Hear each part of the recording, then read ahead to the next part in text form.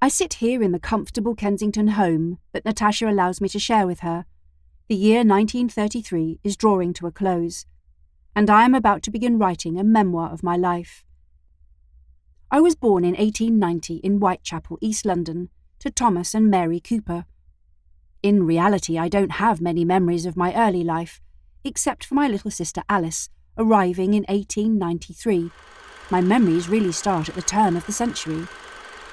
I do not know if that is because I was 10 years old by then, or whether it is because it was on the 1st of January 1900 that I started writing a diary.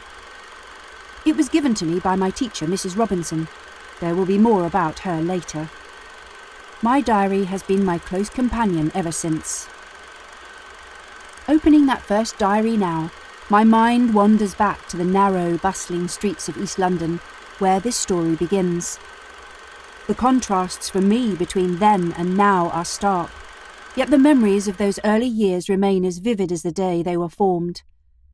I, Elizabeth Cooper, born in the twilight of the Victorian era, have seen London transform in ways I could never have imagined as a wide-eyed child in 1900.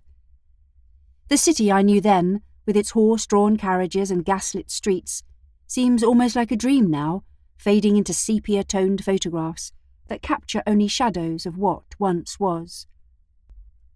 The East End of my childhood was a world unto itself, a sprawling, gritty landscape where the relentless hum of industry defined our very existence.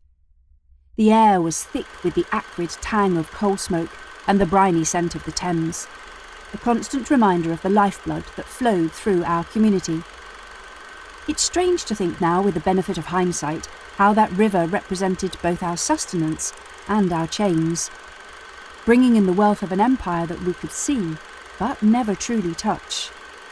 The great ships that sailed past our doorstep carried treasures from distant lands, silks from India, spices from the Orient, cotton from Egypt. Yet we who lived in their shadows could barely afford the simplest of life's necessities. Our home was a small terraced house on Masthead Lane.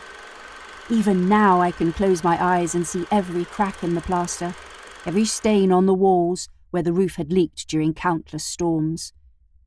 We shared that tiny space, father, mother, my sister Alice, my brother Albert, who arrived in 1901, and myself.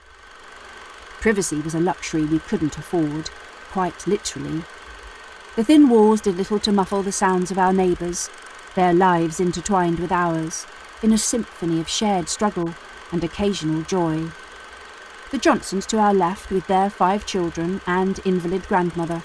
How did they all fit in that house? And the O'Briens to our right, whose youngest son Patrick was my first childhood friend.